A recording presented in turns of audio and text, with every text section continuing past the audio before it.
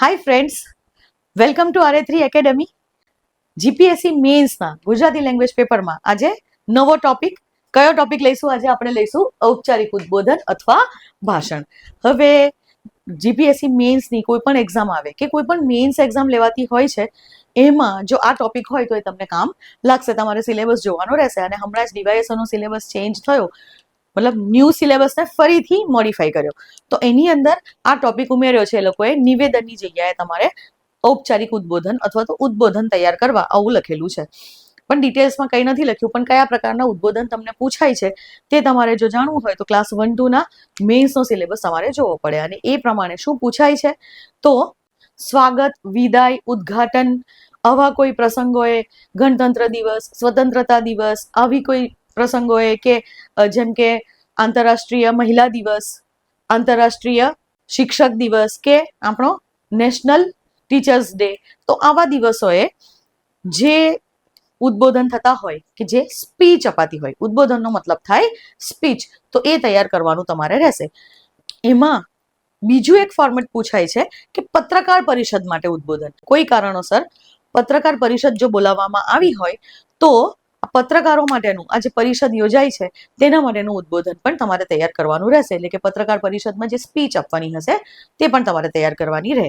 તમે મૂવીઝની અંદર જોઈ હશે કે જ્યારે પત્રકારો ભેગા થાય અને કોઈ નેતા તેમના પ્રશ્નોનો જવાબ આપતો હોય, અથવા તો પત્રકાર પરિષદ ભેગી થઈ હોય અને કમિશનર શ્રી કે ડીઆઈજી આવા લેવલના મોટા લેવલના લોકો જે એમને ઉદ્બોધન કરતા હોય છે તે વિશે તમને પૂછાતું હોય.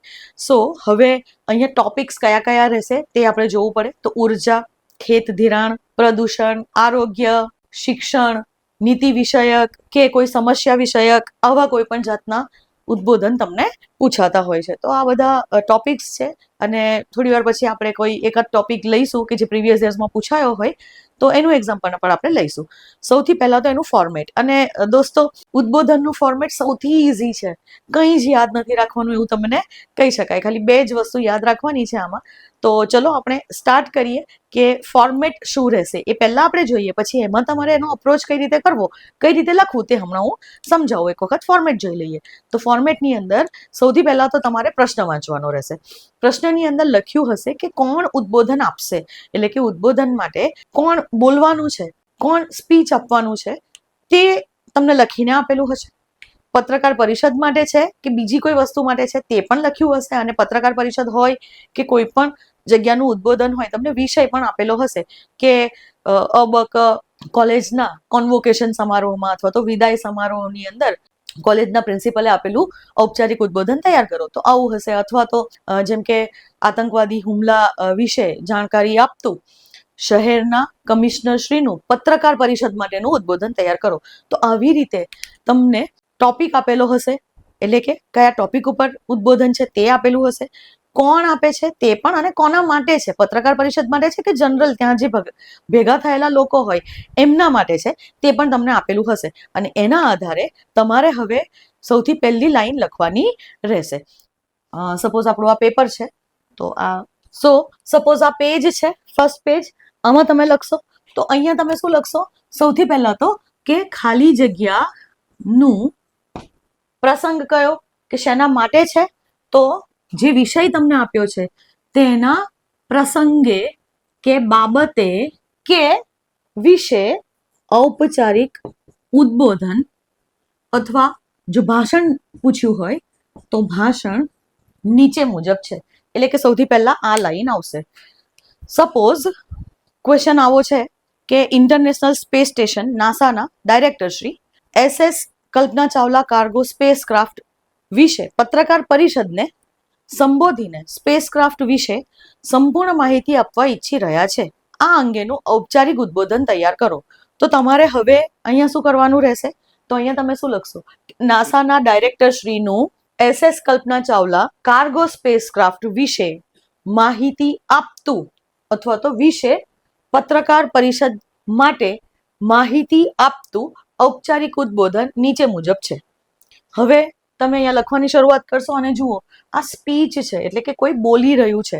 તો જ્યારે પણ સ્પીચ હોય કે કોઈ બોલી રહ્યું હોય તો તેને આપણે લખવું પડે ઇન્વર્ટેડ કોમામાં, એટલે કે અવતરણ ચિહ્ન, આવા 2 ડબલ ઇન્વર્ટેડ કોમા કરવાના અને પછી અહીંયા હવે તમારે લખવાની શરૂઆત કરવાની.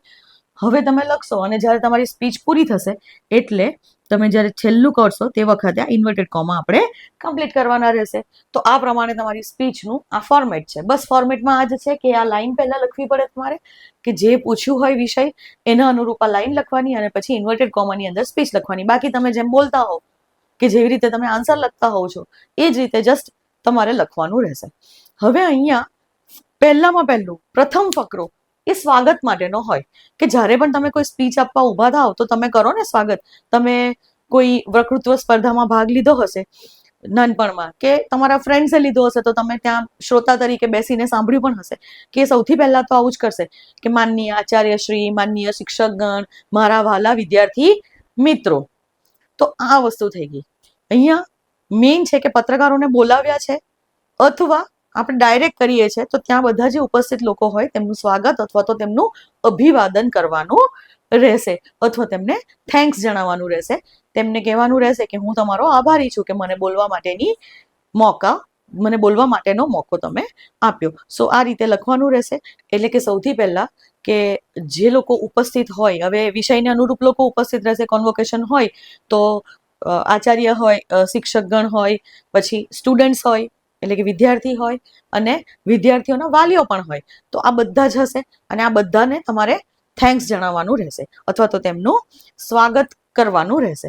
અથવા પત્રકાર પરિષદ હોય તો પત્રકાર મિત્રોનું સ્વાગત કરવાનું રહેશે. તો એ રીતે સૌથી પહેલા તો પહેલો જે ફકરો છે તે તમારે વિષયને અનુરૂપ લોકોનું કે જે ઉપસ્થિત શ્રોતાઓ છે તમારા તેમનું સ્વાગત કે અભિવાદન. અભિવાદન એટલે કે થેન્ક્સ જણાવવું કે આના વિશેનો આ તમારો પહેલો ફકરો રહેશે. પહેલો ફકરો 1, 2, 3 લાઈનમાં તમારો પૂરો થયો એટલે કે આ છે તમારો ફર્સ્ટ ફકરો, પહેલો ફકરો. તો પહેલો ફકરો લખવાનો, 3-4 લાઈનમાં પૂરો કરી દેવાનો, આ બહુ લાંબો કરવો નહીં.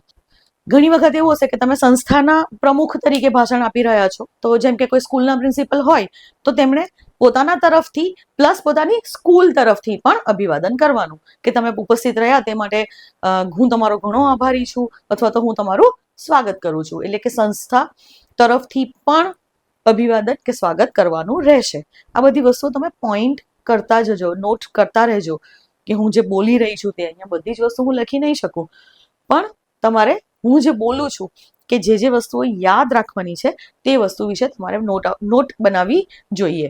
હવે બીજો ફકરો આવશે તો બીજા ફકરામાં તમારે શું કરવાનું કે જે વિષય છે એ વિષયને અનુરૂપ એક ટૂંકી પ્રસ્તાવના બાંધવાની. એટલે કે બીજા ફકરામાં પ્રસ્તાવના આવશે પણ પ્રસ્તાવના એવું લખવું નહીં. એટલે કે એક ટૂંકી પ્રસ્તાવના તમારે આ બીજા એમાં લખવાની કે જે વિષય તમને આપ્યો છે, જે વિષય તમારે લખવાનું છે એના વિશે. તો જેમ કે પેલું SS Kalpana Chawla cargo space craft હતું તો એના વિશે એક ટૂંકી પ્રસ્તાવના તો બાંધવી પડે ને. અથવા તો તમે નાસાના પ્રમુખ તરીકે જ્યારે કે નાસાના ડાયરેક્ટર તરીકે કરી રહ્યા છો તો પછી નાસા વિશે કંઈક તમારે જણાવવાનું કે નાસાની ઉપલબ્ધિઓ અત્યારે ઘણી બધી છે અને તેમાં હવે હજી એક નવી ઉપલબ્ધિ ઉમેરાઈ છે કે જેનું નામ છે SS Kalpana Chawla cargo spacecraft. તો આ રીતે તમારે લખવાનું રહેશે. અને પછી એની અંદર કંઈક અથવા બીજી વસ્તુ કે કોઈ નીતિ વિષયક હોય, જેમ કે સપોઝ નેશનલ એજ્યુકેશન પોલિસી આવી તે વખતે નેશનલ એજ્યુકેશન પોલિસી વિશે માહિતી આપતું પત્રકાર પરિષદ જો યોજી હોય એમને માહિતી આપવા માટે અને જો તેમના વિષય હોય તો ત્યાં પણ તમારે આ વસ્તુ લખવી પડે કે આ પોલિસી છે શું અને શા માટે મહત્વની છે. એટલે કે એક ટૂંકી પ્રસ્તાવના બાંધો. એમાં તમારે શું લખવાનું કે વસ્તુ શું છે, કે શું છે અને મહત્વ, આ બંને વસ્તુ તમારે અહીંયા લખવાની. તો આ થઈ ગયો તમારો સેકન્ડ ફકરો. તો સેકન્ડ ફકરામાં આ વસ્તુ વિશે લખવાનું. હવે તૃતીય પેરેગ્રાફ, તૃતીય ફકરો. હવે જેમ કે તમને ક્વેશ્ચન અહીંયા જે પૂછ્યો છે કે SS Kalpana Chawla cargo spacecraft, તો એના વિશેની માહિતી જ આપવાની છે. તો પછી તૃતીય પ્રકારમાં માહિતી આપો. અથવા તમને કોઈ પોલિસી વિશે હોય, કોઈ નીતિ વિષયક હોય તો એ નીતિની માહિતી આપો. અથવા કોઈ સમસ્યા હોય તો એ સમસ્યા વિશે ડિટેલમાં સમજાવો. તો તૃતીય ફકરો અથવા તો ત્રીજો ફકરો જે રહેશે એની અંદર તમારે ડિટેલ્સ પ્રોવાઈડ કરવાની છે. એમાં તમારે માહિતી આપવાની છે. એટલે કે હવે માહિતી આવશે શેમાં? થર્ડ ફકરામાં કે છે શું. એટલે જે વસ્તુ તમને પૂછ્યું હોય એના વિશે માહિતી આપો. અહીંયા ઇવન જો કોઈ સારી શીખ હોય, ઠીક છે, તો ત્રીજા ફકરામાં જ કોઈ શીખ કે ઉપદેશ આપી શકાય અથવા કોઈ કાર્ય કરવા માટે આહ્વાન કરી શકાય કે એ લોકોને પ્રતિજ્ઞા લેવડાવી શકાય. એટલે આવું કંઈ પણ અહીંયા ત્રીજા ફકરામાં થશે. તો ત્રીજો ફકરો એમાં માહિતી આપો. ફકરાના અંતે માહિતી આપ્યા પછી તમે એમાં ઇવન આ જે માહિતી આપ્યા પછી આને ચોથો ફકરો પણ કરી શકો કે કોઈ શીખ કે ઉપદેશ આપવો હોય તેને તમે અલગથી બોલો છો તો તેને અલગથી પણ લખી શકાય છે. ઓકે, એટલે એ વસ્તુ કરવી. અને લાસ્ટ કે હવે ચોથો કે તમારો પાંચમો ફકરો આવશે. જો તમે આને અલગ કર્યું હશે, કોઈ કાર્ય કરવા માટેનું આહવાન કે કોઈ ઉપદેશ આપ્યો હશે, તો એના પછી હવે જે લાસ્ટ ફકરો આવશે તો લાસ્ટ ફકરાની અંદર તમારે શું કરવાનું રહેશે કે જે વ્યક્તિ આપી રહી છે ભાષણ એના પ્રમાણે જો મુખ્યમંત્રી હોય તો આપણા ગુજરાતના મુખ્યમંત્રી હોય તો જેમ કે જય ગુજરાત અથવા જય હિન્દ, અથવા જો સપોઝ કૃષિ મંત્રાલયના કોઈ મંત્રી હોય તો તેઓ બોલશે જય જવાન જય કિસાન. આવી રીતનું કંઈ પણ તમે અહીંયા લખી શકો છો. સો આ રીતે લખવું અને તેમનો આભાર વ્યક્ત કરવો અને અહીંયા જ તમારો પછી આ પૂરું થશે. એટલે કે આ થઈ ગયો તમારો લાસ્ટ પેરેગ્રાફ, લાસ્ટ ફકરો. તો લાસ્ટ ફકરામાં તમારે આ રીતે કરી અને પછી અહીંયા ઇન્વર્ટેડ કોમા કમ્પ્લીટ કરવાનું અને આ ભૂલવાનું નહીં, અહીંયા ઇન્વર્ટેડ કોમા કમ્પ્લીટ કરવા પડે. સો બસ આ રીતે તમારે ઔપચારિક ઉદ્બોધન કે ભાષણ આપવાનું રહેશે. અને બીજું કે તમે ભાષણ મુખ્યમંત્રી વિશે લખો છો પણ અહીંયા મુખ્યમંત્રીશ્રીએ આમ કીધું હતું તેમ કીધું હતું એવું નહીં લખો. ત્યારે તમારે પોતે જ મુખ્યમંત્રી બની જવાનું. ઓકે, આ રોલ પ્લે કરવાનો તમારે.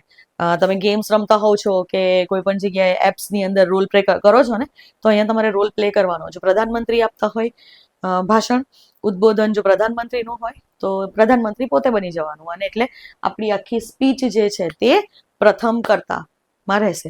એટલે કે અહીંયા તમારે હું, મેં, મારે, આપણી સંસ્થાએ, મારી સંસ્થાએ, આ રીતે તમારે લખવાનું રહેશે.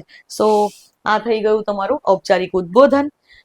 અહીંયા હવે જો તમારે વધારે સમજવું હોય કે કંઈ ડાઉટ હોય તો મને કમેન્ટ કરીને જરૂરથી જણાવશો. બીજી વસ્તુ કે તમે જો લખતા હો તો તમે મને તમારા આન્સર્સ મોકલી શકો છો. ડિસ્ક્રિપ્શન બોક્સમાં મારું ઈમેલ એડ્રેસ આપેલું છે. આ ઈમેલ એડ્રેસ ઉપર તમે મને મોકલી શકો છો. ઘણા સ્ટુડન્ટ્સ મને મોકલે છે અને એ લોકોને હું ચેક કરીને આપું છું.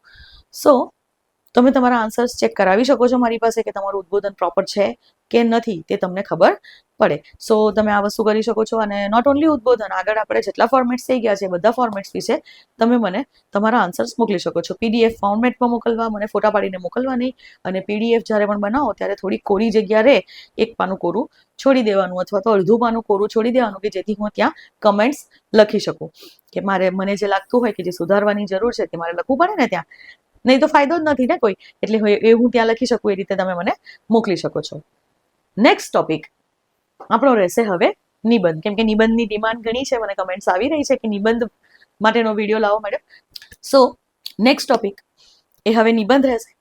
ત્યાં સુધી વાંચતા રહો. Happy learning, happy study. જલ્દીથી મળીશું. બાય.